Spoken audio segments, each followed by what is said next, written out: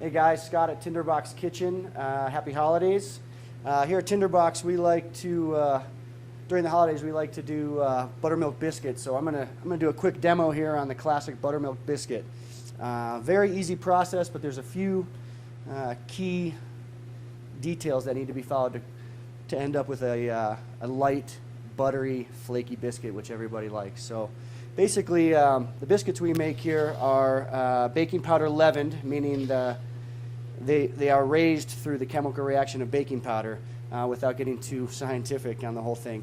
What we like to do is we use a mix of all-purpose flour and pastry flour. So what I'm going to do is just sift my dry ingredients.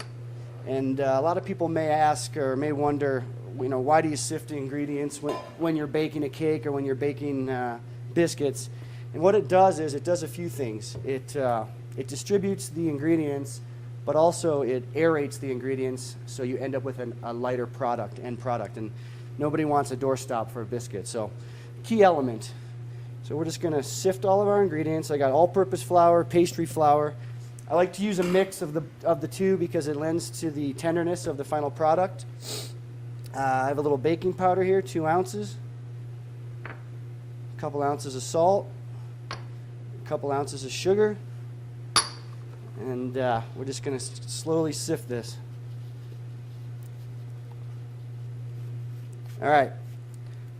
Now, basically, there's a few key elements when you're making biscuits. First of all, you want to sift your ingredients. Second of all, the other ingredients that go into that you want to be very cold, i.e. your butter and your buttermilk. These are buttermilk biscuits. And what that does is the cold dough actually has more of an oven spring in the oven. It fluffs up better and it lends for a flakier product, and that's what the butter does. So we're going to cut our butter in. We're going to do this the old-fashioned way by hand. And what you want to do is just break down the butter, and you really just want almost the end product to look like little bits of like pea-sized butter, or pea-sized pieces of butter in the flour. You don't want to over-mix it and incorporate the butter into the flour too much. I tell you what, during the holidays, I love doing biscuits, whether at home or at the restaurant. Sometimes here at Tinderbox, we'll serve them with, as a side with a stew or a soup or a garnish to a dish. It's just a nice little touch, a little extra on the plate. All right, so you can see it's starting to look kind of shaggy, kind of sandy. The butter's breaking down into pea-sized bits. And that's what we want. These are rustic, so it doesn't have to be perfect.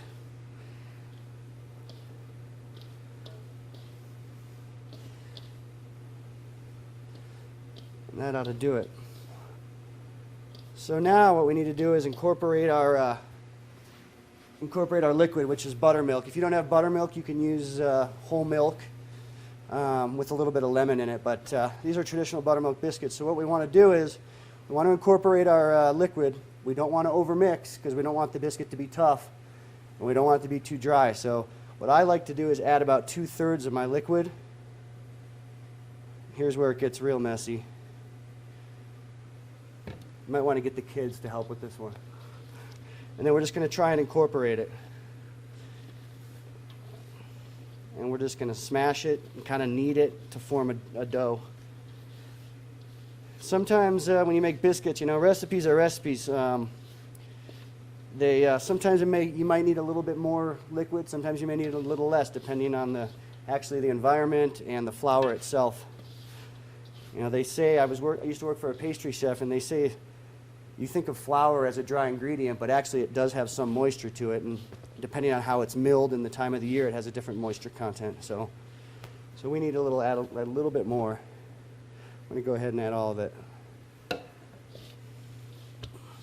All right.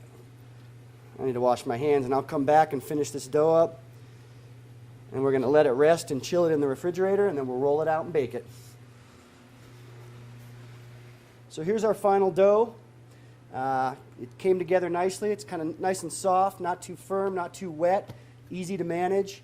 So what we want to do is dust our work surface a little bit. Give it a final knead, not too much, but you want it come together nicely so they'll hold together. And that's pretty much it. We're going to roll these out. I got a French rolling pin here. We use this for a lot of things around here at Tinderbox, but primarily for biscuits and rolling dough. And like I said, you don't want to overwork the dough. If you wanted, you could take this dough, wrap it up, put it in the refrigerator, even for a night. Say you wanted to bake them off the next day, or you know, if you had a dinner the following day and you didn't want to bake them that day, so they sat, you could refrigerate this, which actually helps the dough because keeps it cold. Or you could just bake them off like what we're going to do right now. You don't want to incorporate too much flour either, because that'll toughen them. You just want enough so it doesn't stick to your work surface or the rolling pin. We're about there. I'm going to roll these about maybe 3/4 of an inch thick. A lot of times, if you're not great at rolling out dough, a lot of times what people will do is get a couple wooden dowels of the same size, and they'll lay them out next to their dough. And that way they have a guide so they don't over roll or under roll. Perfect every time. All right, real quick, one thing about when you cut biscuits, a lot of people tend to try and use, if they have at home, a glass. But if you notice, this kind of has has a certain thickness to it that we don't want. Because what happens is, if you use something thick like that, you're going to seal the edges of the biscuit, and that's going to deter the rising of the biscuit, which is what we work so hard to create. So what I like to use are these plastic cutters that are real thin. Creates a nice cut on the dough, especially if you chill this dough at this point for a little while. It'll create a really nice clean cut on it, and that's exactly what you want. And what you want to do, sometimes you get a little buildup on there, just wipe that off in between. And that's not going to help either. And don't worry if you have scraps. I'm going to show you what to do with those as well. All right, so we got 2 sheet pans worth.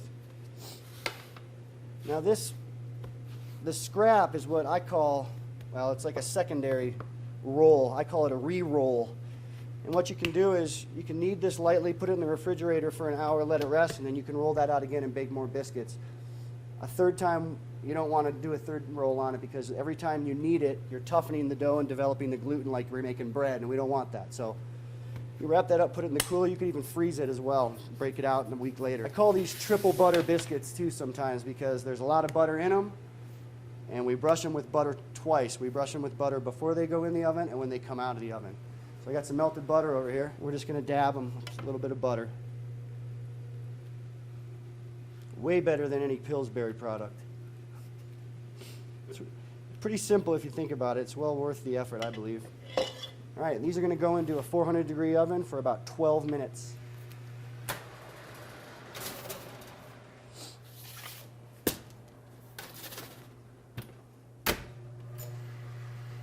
All right, I'm going to go get a cup of coffee. I'll be back in 12 minutes. We'll check on our biscuits.